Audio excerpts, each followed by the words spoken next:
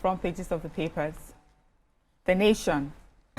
DSS brokered truce ends Nupeng strike threat. Oh, that's good. Refinery workers free to join unions. Panic buying of petrol in Akure, Abakaliki. And we have 47 students get 47 million naira laptops. International news here. Protesters set fire to Parliament building. Then uproar over Israeli strikes in Qatar. Encomiums for Doyin Abiola at Night of Tributes. We have FIRS, EFCC partner to enforce tax compliance. NIWA digs deep to curb boat accidents. No life jacket, no boarding. IBAS, I saved 5 billion naira from river staff verification. And no plan to implement 5% petroleum tax yet, says Edo. And at the bottom strip, we've got President directs urgent action on power crisis in hospitals. Who wants to start first? So I think he's rounding up and giving a complete review of his performance as the sole administrator of Rivers State. So he was at the 2025 Civil Service Week celebration at the Dr. Obiwali International Conference Center, and he announced that for the August salary bill, he was able to save 5 billion naira from what he had done through the verification of civil servants. So he said the verification successfully identified and removed non-existent staff and imposters from the government payroll. And just by that singular act, he was able to save what would have gone to them. So those people who will make 5 billion from government. But he was able to save that amount, and he says the money will be channeled into critical developmental projects and programs designed to benefit the people more. Okay. I commend him. Yes, that's and I hope that when he leaves office, that the governor, when he takes over, would also review things so that we're sure that we're not.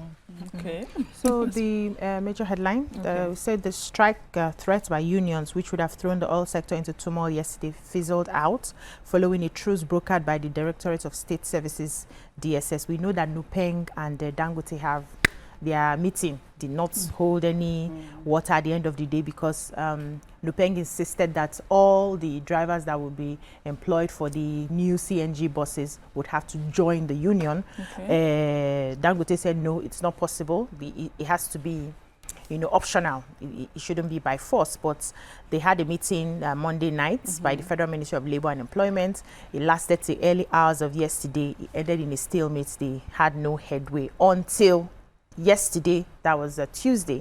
A meeting was convened by DSS. It was attended by government officials and labor leaders, which ended the strike at the end of the day.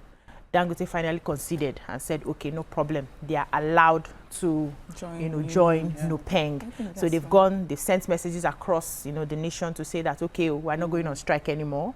But they are giving them, I think, 2 weeks from 9th to 22nd to finish registering all the members of Dangote company into Nupeng.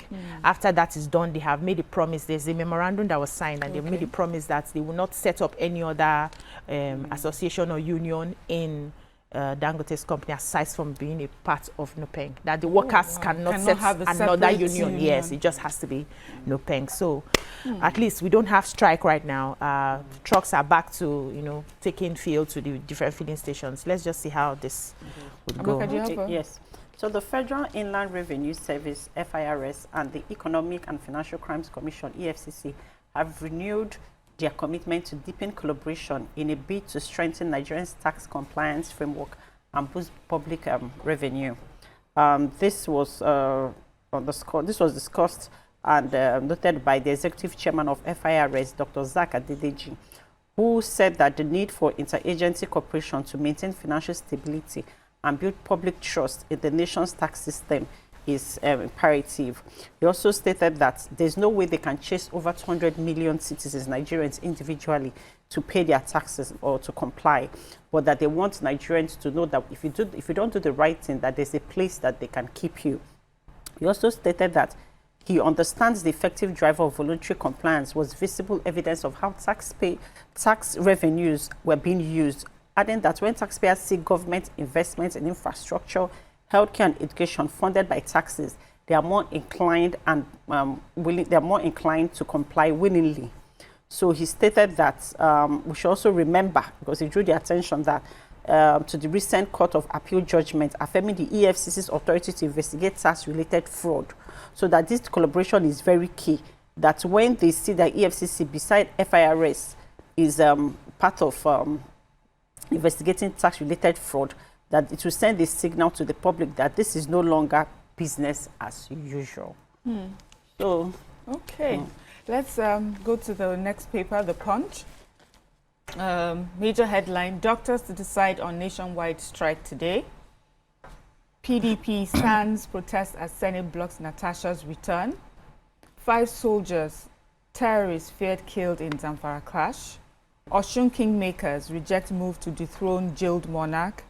Vehicle theft, 3 Nigerians jailed 96 years. 3 Nigerians jailed 96 years in Ghana. South Africa dents Eagles World Cup hopes after stalemate. We've got Nupeng suspend strike as Dangote accepts union demands. 31 states domestic debt hits 2.57 trillion naira. 2027 presidency, Jonathan splits South-South PDP. And finally, no immediate plan to implement fuel surcharge, says federal government.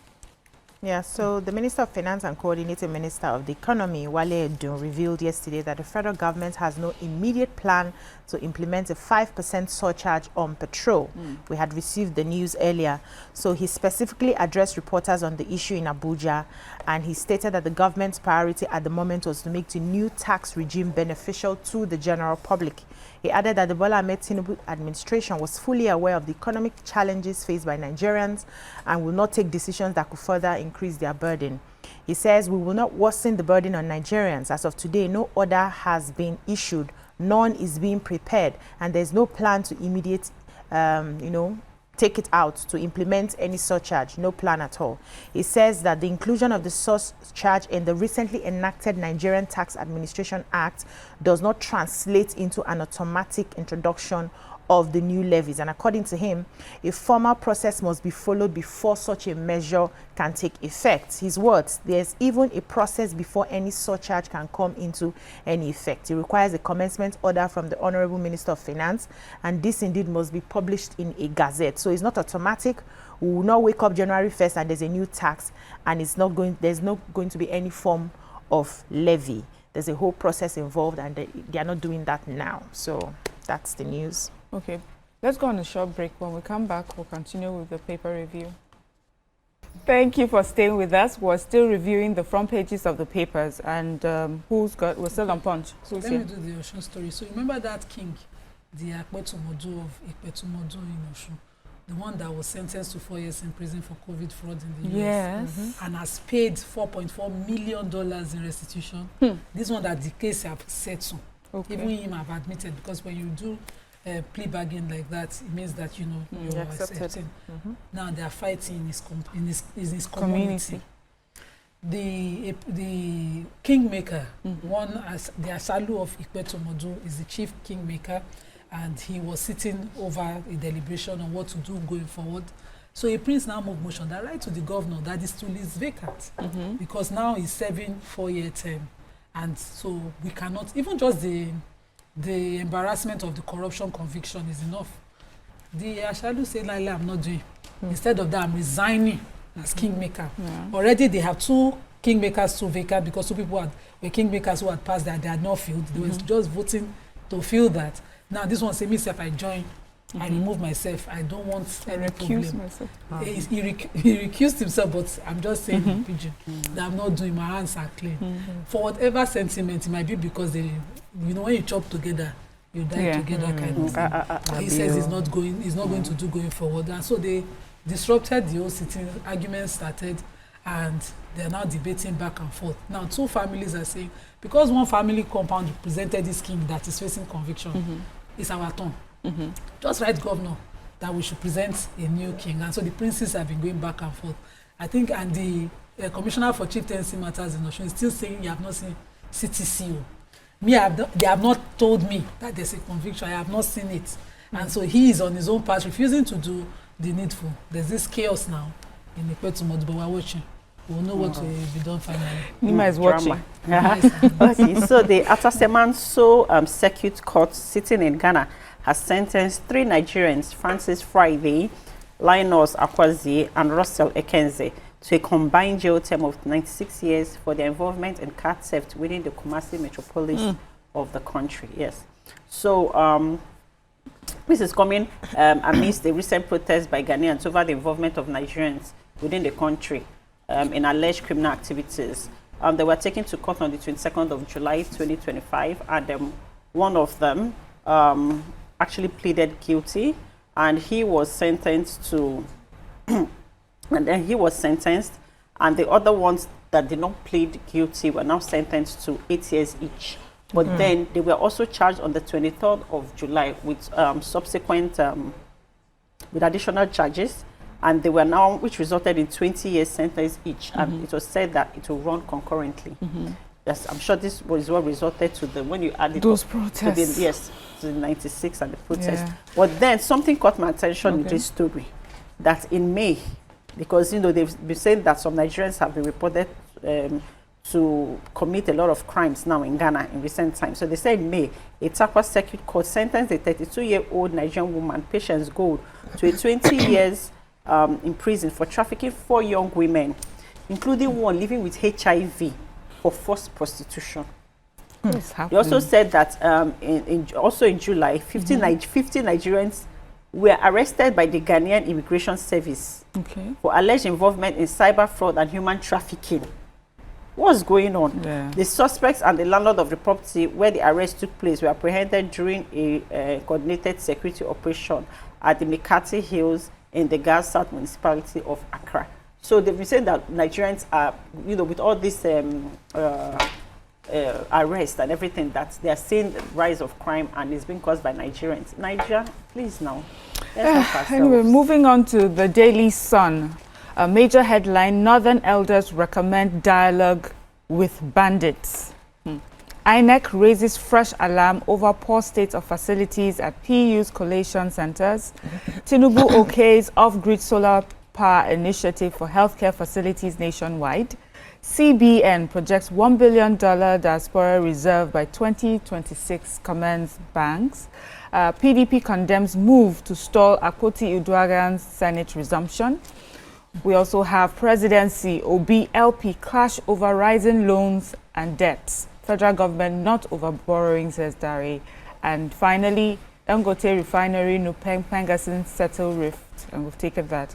Yeah, so the major headline there, the Northern Elders Progressive Group has called on governors in the Northwest region to cooperate with the Office of the National Security Advisor, that's the NSA, and other security agencies in pursuing dialogue with bandits as means of ending the cycle of violence.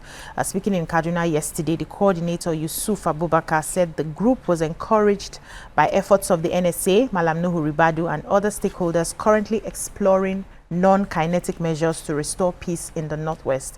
He says, we're happy with steps being taken so far. Traveling recently from Sokoto to Gusau and from Funtua to Zaria, I observed a more peaceful atmosphere compared to before. There is improvement in security, in patrols, in the safety of commuters along the road. He urged governors to embrace dialogue as a better alternative to condolence visits and repeated military operations that overstretch our security forces. He says, and I quote, "It is better for a governor to spend his resources on saving lives than spending billions on condolence. One life is far more important than any political gestures." He was also responding to critics who had argued against the negotiations, saying that dialogue is not, like the way to go. But he says that it's been tested in other countries as well. There are other big countries that even dialogue with the terrorists or the bandits in their nation, that negotiation is not weakness, it's just about saving lives. Yes. So the president, while attending the national stakeholders dialogue on power in the health sector, he was represented by the secretary to the government of the Federation, Senator George Akume, and he talked about why the deplorable power situation in our public institutions, particularly tertiary hospitals, primary and public health institutions across the country, saying that this has to be, addressed, and that now they're looking at, several measures to tackle it, including expanding off-grid solar and hybrid systems, incentivizing private sector partnership and, of course, promoting public-private partnerships to, solve the problem. And they're looking at investors coming in and, upscaling this issue within the public health institutions and tertiary institutions. So we're looking at, investors coming in to provide solutions in that area. And there is the welcome one. Okay. So the People's Democratic Party, PDP, has condemned alleged attempts by the National Assembly to bar the senator representing Kogi Central Senatorial District, Natasha Akpoti-Uduaghan, from resuming at the Senate after her 6-month suspension. There was a letter yesterday from the acting clerk to the National Assembly, Dr. Yahaya Danzaria, where Natasha was informed that her suspension was still active and that it was tied to a pending case, which is at the Court of Appeal, and that no administrative action will be taken until the Court of Appeal delivers its action, so she can't resume office. But the PDP noted that the attempt to use the National Assembly establishment against an elected senator of the Federal Republic of Nigeria is gross violation of the provisions of the Constitution of the Federal Republic of Nigeria 1999 as amended, and the standing rules of the Senate is highly provocative and constitutes a clear and present danger to democracy and the overall stability of the country. He also says that it comes as part of the antics being deployed severally by the APC-controlled Senate and the federal government to suffocate the opposition, which further confirms the creeping totalitarianism in our country under the APC government. So this is something that, I think lawyers and this is good. This is opening a whole new can of worms. Yeah, we discussed this yesterday. Yes. So yeah. Let's go to the next paper, the Nigerian Tribune. Suspension, Senate Natasha in fresh drama. Amaka just took that. We won't tolerate power supply crisis in tertiary hospitals. We've done that as well. FIRS, EFCC strengthen alliance to enforce voluntary tax compliance. Experts blame low CNG penetration on high infrastructure costs, insufficient stations and others. On the health part, we have heart attacks may be triggered by infections. Northern elders urge governors to negotiate with bandits. Done that as well. No plan for immediate implementation of 5% fuel tax. And Dangote Nupeng reach agreement, strike called off. But unfortunately, we've run out of time. So we'll go on a short break. And when we come back, we have a special feature from Debbie's Salon. Stay with us.